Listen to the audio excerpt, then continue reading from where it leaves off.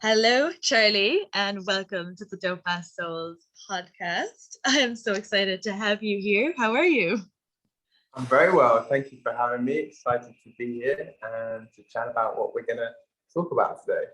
Yes, I'm very excited to have you here, and thank you for taking time out of your schedule because I know you're in Bali and I'm in Yeah. France, so we're on different sides of the world. So, thank you very much for taking the time to do this.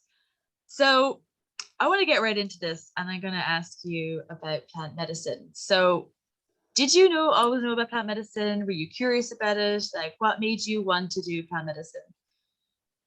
Well, I've kind of been drawn to plant medicine, specifically ayahuasca, for quite a bit of time. But I always wanted to make sure that I was with the right people and in the right space to do it. So I'd had it in my mind for a good 2-3 years before I actually did it. But I was waiting for the right opportunity to present itself. And I ended up doing a healing course about a year and a half ago. And after this healing course, is the facilitators, the ones teaching the healing, they were offering plant-based medicine a couple of weeks later in the Netherlands. And so for me, I thought that was a perfect opportunity. I know these people, I know they're going to look after you if you need it. And that was when I decided to do it. And so you did it in the Netherlands, is it? Yes. Yes. Oh, wow. How was that in the Netherlands? Was it in like a retreat center? Were you outside? Did you? It was more kind of like the countryside. There was just this one road with these fields and woodlands and just this one big place, which had these kind of mini houses around the lake. And, Oh, wow. About 3 or 4 people in each sort of little bungalow. Yeah. It was. And it was beautiful, just kind of out in the open. No one that could really disturb us. So it was mainly in the countryside, which was beautiful. Amazing. And how long was it for? Did you do it for, was it one night or was it a week-long thing? We did it for 5 days. So it was quite a long one, particularly, especially for my first one. Yeah. That is very intense because I know I only did 4 nights and I thought by the last night I was like I love it, but I was like, I need a break. I don't know if I would have been able to go in for a 5th night. So do you want to talk about, I guess, what you were feeling beforehand? Like before you went in, like were you nervous? Like had you done much research on it? Like did they go through, I suppose, what was going to happen during the week, or did they have like classes about, talking about the history of it? Like were you aware what you were getting yourself into? Yeah, I did quite a bit of extensive research before I did it. So I kind of knew what I was getting into, and there's so much information online and people kind of journaling their own journey when they did ayahuasca. So I was kind of aware of the process. Obviously, when you go for this for the first time, you're never truly aware of what you're getting yourself into and what's going to happen. But I had, the strong intention that it was there for healing, and I knew ayahuasca was going to do that for me. So I had some specific things that I wanted to focus on to be healed. And it was actually really interesting because I remember doing the healing course, and towards the end, this lady came up to me and we were doing this sort of this reading on each other. And she said to me, one of the things that is holding me back was this ancestral karma, which is basically these patterns of subconscious programs that have been passed down from generation to generation. Yeah. And this was before I did the ayahuasca. And so for me, I had a very strong feeling that this was going to help me clear a lot of that stuff. And then we went there, we just sort of had a welcome party with each other. There was about 20, 25 of us, and we kind of just sat around, and the facilitators told us on what's going to happen and the things that we can kind of expect. So it was a very safe environment, which for me was important because when you go through this journey, you never know what's going to come up for you, and you really want to make sure that you've got people that are going to look after you if you need it. Amazing. Can I ask, were you all dressed in white, or is that just like certain places, or could you wear what you wanted? Yeah, we all dressed in white. I still don't know why they did that. Actually, I guess it has something to do with the energies, but I think it's like for the purity and kind of just you're a vessel for, like, I suppose, letting the medicine in and letting in the light. So I think, yeah, it does feel very sacred, doesn't it? Because like you're dressed in white and you're in this beautiful like ceremonial kind of feeling, and it's a very sacred space. And I think, I mean, it sounds like you had a really nice experience with, I think, was it 20 people? So it's not like too many people, because sometimes it can feel like quite overwhelming if there is a lot of people in the room, because everyone's just kind of going through their own journey. So yeah, no, it sounds pretty good that you had 20 people. But did you find, like, when you were drinking the medicine, that you were like scared of it, or was there like any fears coming up about it, or did you take well to the medicine? I mean, obviously when you're going into something like this, when you're jumping into the unknown, there's always that little bit of fear. Yeah. But for me, the timing felt right. I think with things like plant medicine, you're always called to the medicine when you need it. And so I definitely had this excitement to take it. Yeah. And I remember I was walking around the room at the time, and I was thinking, okay, I'm really excited, but I'm jumping into something I have no idea what's going to happen. So for me, it was a mixture of, excitement and fear, but there was definitely more excitement for it when I decided to do it. Yeah, that happens, doesn't it? It's like this really like, oh my God, I'm so excited, like what's on the other side, but then you're like, oh my God, what is on the other side? Like, is it good or is it bad? Like, how's it gonna go? And was there any moment, like during the medicine, I suppose, one of your favorite parts of your journey? Funny enough, the first one was actually the most enjoyable. Like ayahuasca is known for like this deep healing and bringing stuff that you don't want to feel and you don't want to acknowledge up to the surface. So the first one for me, like, we started at about 7 p.m. in the evening, and we'd take the medicine, and it would last 3-4 hours, and then we'd have a booster, a top up. So we would continue this until about 6 a.m. in the morning. So it was really intense, like, all the way through the night. And the first experience for me was, I took the medicine, and I knew straight away that I needed to surrender. I needed to let go into the experience, because when you're in this state, you have to let go of control. You have to surrender completely to what's being shown to you. Even if it's dark, the more you fight it, the more that it just comes back at you. The first experience for me was really enjoyable. And I just remember going to this very euphoric place, seeing a lot of this light and geometry and these other, beings, we could say. And for me, it was a really pleasant experience. And I came out of it, and I was like, I'm doing this for 5 days. This is amazing. And so I was really excited to see what was to come. But on the second day, as I thought, my intentions were still to do healing, this is when it started to kick in. This is when the medicine gave me some good stuff. There's nothing to be afraid here, but now we're going to do the work. And so that's when I started to bring up a lot of stuff for me. And I started to get these flashes and images from things in my past life. And I remember specifically, it started to do work on my body, specifically around my stomach area.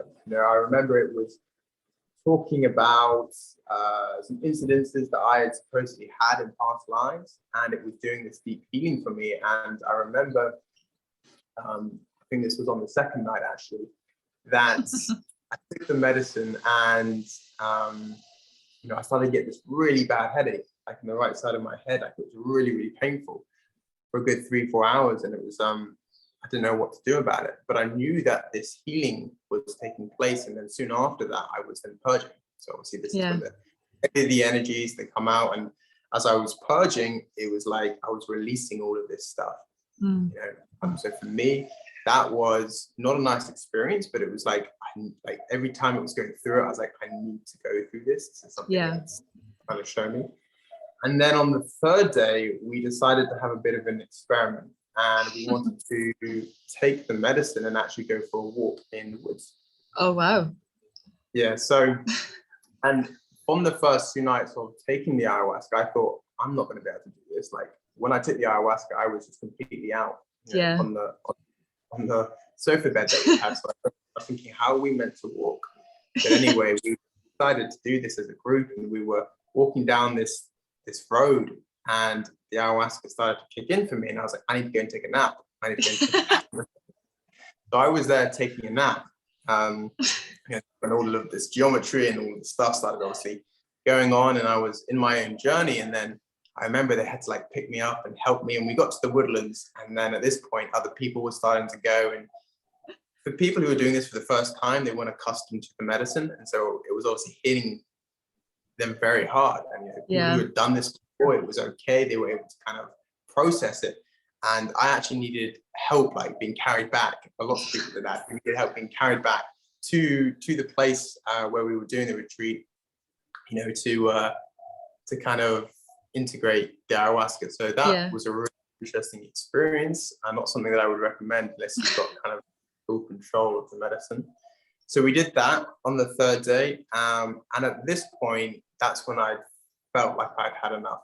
So for me, I was like, okay, I feel like I've done kind of what I need to do. And we had these gatherings after each ceremony, so we'd sit around and we'd talk to each other and explain what we had experienced. And I remember someone saying, she's done lots of ceremonies before and she's quite into this stuff. And she was saying, yeah, there's a part of your ego that just doesn't want to do this anymore. You're done.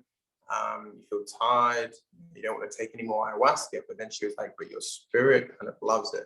And, that was that encouragement just to keep going. So I was like, okay, 2 more days, I might as well keep going with it. And those last 2 days for me, again, it was just deep kind of shadow work, so deep healing. So more stuff came up to be healed.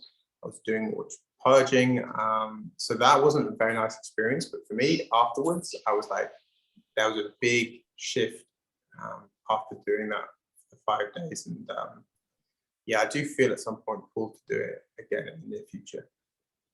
Wow, that sounds like quite a journey.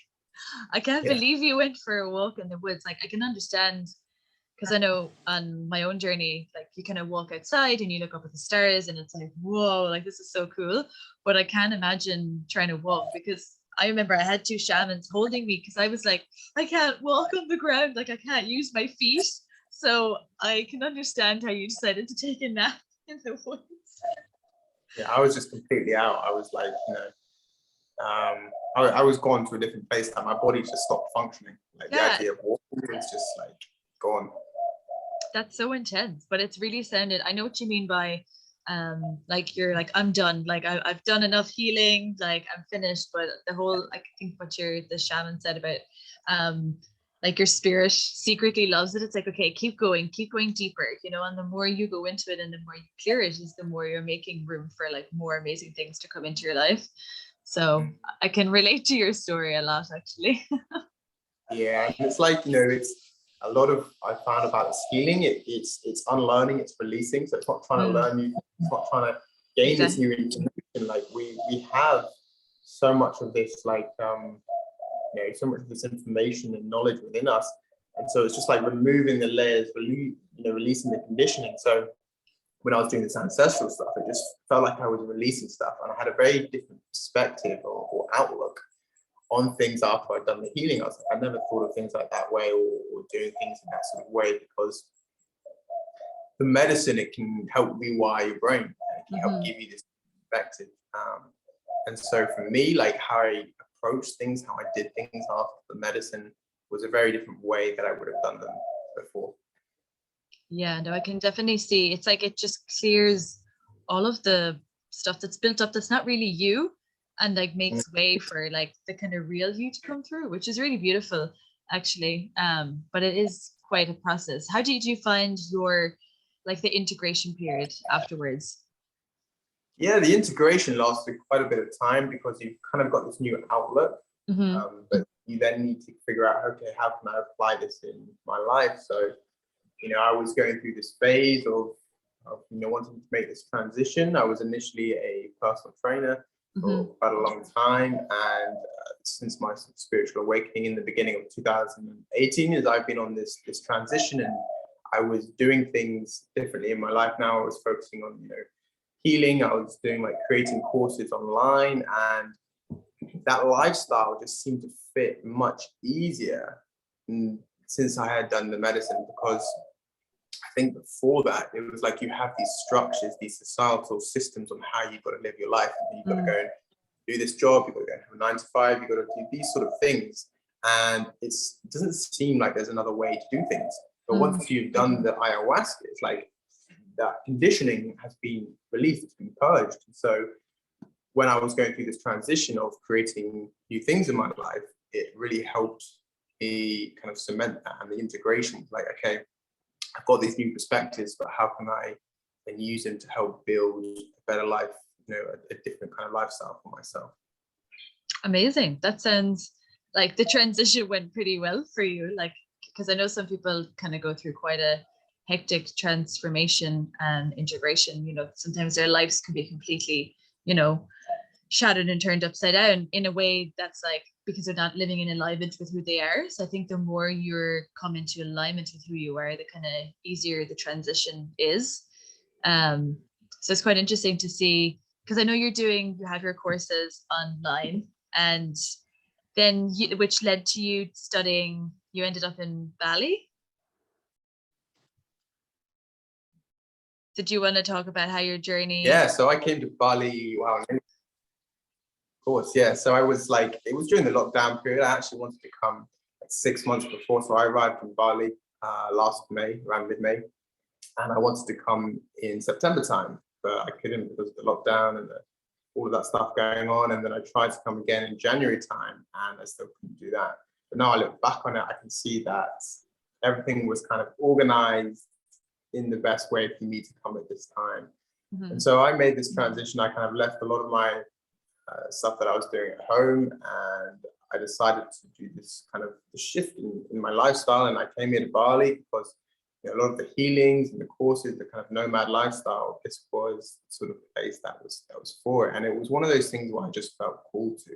And I think that was also part of the plant-based medicine, as it helps me shift this stuff. It's like your frequency, your energy changes. And when that happens is you get drawn to different places, different people, different situations, because everything's, about an energetic match. And so I was drawn to Bali, and when I came here, I just started resonating with like lots of different types of people out here, the lifestyle, the healthy living, all of that kind of stuff was just so much more in alignment with how I would prefer to be. And it's like, when you start like a spiritual awakening journey, going on these plant-based medicines, it's like when you do a lot of this internal work, your outer world starts to shift, because it no longer matches, like just the lifestyle that you were having before just doesn't work for you anymore. You'll always be drawn to the places that kind of feel better for you. Amazing. No, I can definitely resonate with that. And I think you ended up in Bali, and you did a few courses in Bali as well, didn't you? Well, I did. Like, I was doing like a year online course that was kind of teaching me how to build an online business. I carried that on while I was here in Bali. So I've been at the process of like building my online courses, my coaching business and stuff. And for me, like, it was just being in this environment, which I found it so much more easier to be creative and to create these courses. So it was kind of been like an ongoing thing, but since I've come out to Bali, a lot of it's just been trial and error as well. So learning how to build the courses, how to do all of this online stuff. I kind of just jumped into the deep end, just gonna go for it and see how things turn out. And it usually seems like once you have done this inner work, then the outer just kind of molds to it. Yeah, it's like your energy shifts on the inside, so it's a reflection on the outside. And I find, and it's like there's always this. Do you find that do you think you're gonna stay in Bali? So I've been feeling this pull again to leave Bali. I think Bali is amazing, and I know I'll come back in the future. But again, while I've been in Bali, I've still been going on this healing journey. It's kind of an ongoing process, and there's always these shifts in perception, and this healing it just never ends. But as I've been going through it, I've been called to different places. So I'm really interested in going to Egypt next. So Egypt is where they got this pyramids. I don't know why, but I feel very cool to go to there, and then to Costa Rica. And funnily enough, actually, that's why I feel like I need to do a bit more ayahuasca in Costa Rica. Not as intense, or 5 days. I reckon 3 days would be enough for me. Yeah. Just a little dabble. A little dabble, yeah, and not probably go walking in the woods. Yeah. Or if you So, do, just bring a pillow with you. yes, that's probably a pillow and a blanket, Yes. and I'll be ready to go. So my hometown's in the UK, so I have a feeling like I'll probably be in Bali about another month, and then I'm going to head back, reset at home, and then pack my bags, and then look to go to Egypt and Costa Rica. Wow, that is so exciting. And do you find like that you're still on your spiritual journey? Do you think that the plant medicine started your spiritual journey, or were you on that journey before the plant medicine? I was definitely on the journey before. Like, I remember when I was working in the gym beforehand, and as well as like personal training, and I remember having this kind of activation.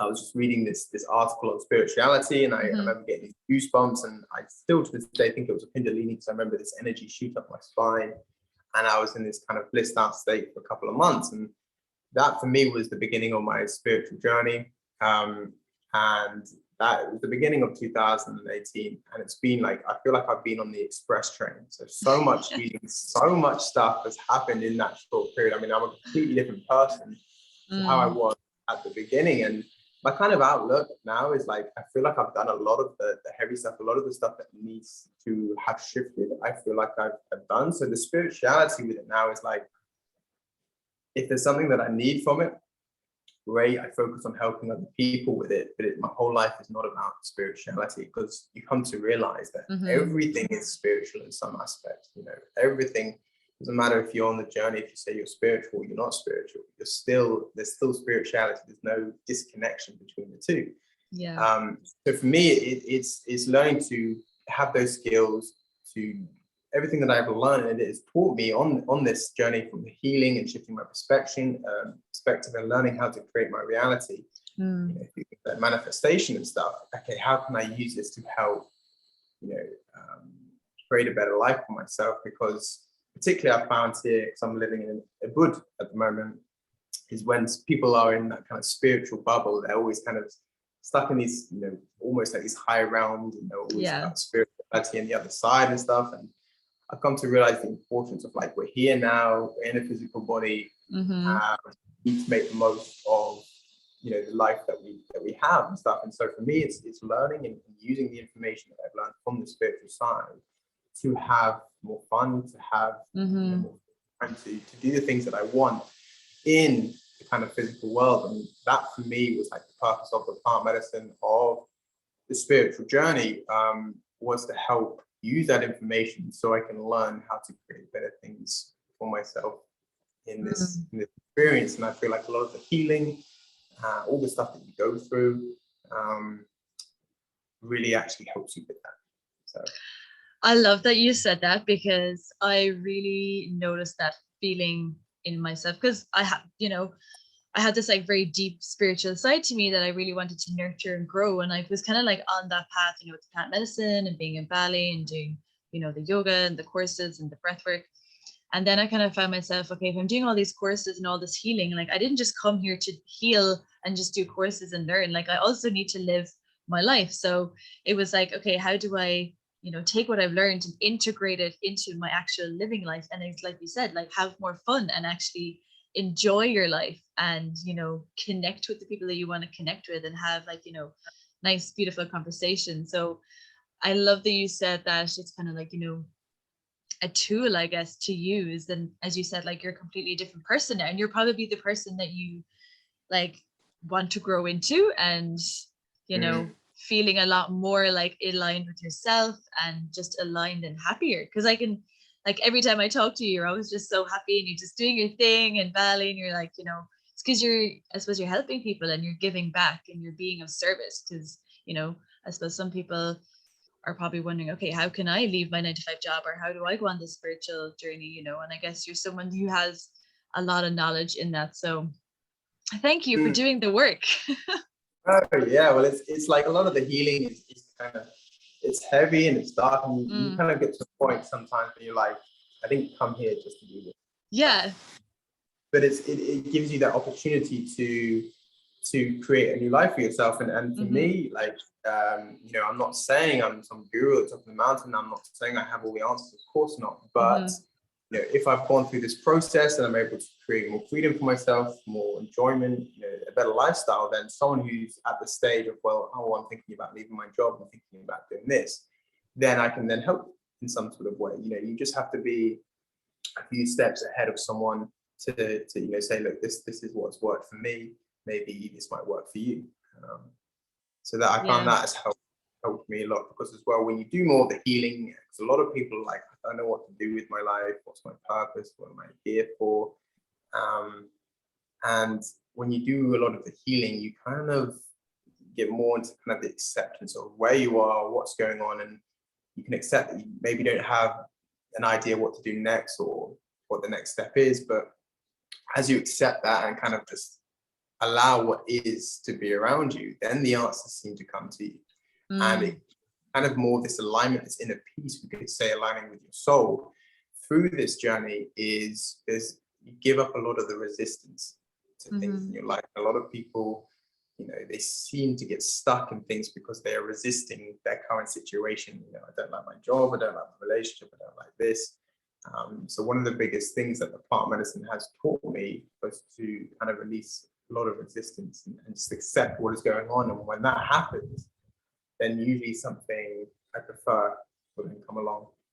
That's so true. And I think it's like, many of us, like, the resistance comes from the fear, because it's like, I don't want to lean into it, or because, like, what if it's like not what I want? But as you said, and I've even found it's in the past, when you do let go of that resistance, like, what you're looking for is on the other side of it. It's like this, catch-22. It's like, I don't want to like do it, but if I do, then actually what you're looking for or something better is on the other side. So it can be scary, but I think it's definitely worth it. Like, listening to your journey just sounds like you've been on an incredible, like, transformational journey. It's actually incredibly inspiring. And I have to, like, how long has this journey kind of been for you overall? You said 2018, was it? Yeah, so it was the beginning of 2018 where the real spiritual stuff started to happen to me. But before that, I was at university. I went to a place called St. Mary's in Twickenham. And after my first semester, I actually caught something called glandular fever, which is just kind of this virus. It's quite interesting, the correlations of how people are responding to today's viruses, but obviously that's a different story. But I ended up getting chronic fatigue. So I was chronically ill for 2 years. Before my spiritual journey, before I went through any of this, and I went on my own journey at that time as well. And that was kind of my first process in self-healing.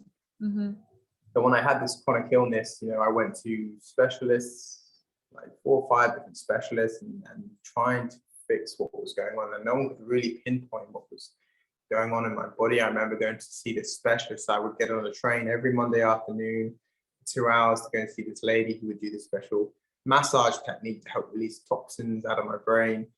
And I did that every Monday for about 6 months, and that didn't work. And I eventually came across something called NLP, which is neuro-linguistic programming. And it was a 3-day course. There was only about 3 or 4 people. It was a very personal, very kind of peaceful environment. And we did the course, and they told us what was kind of going on in our body, and they gave us the tools to shift that.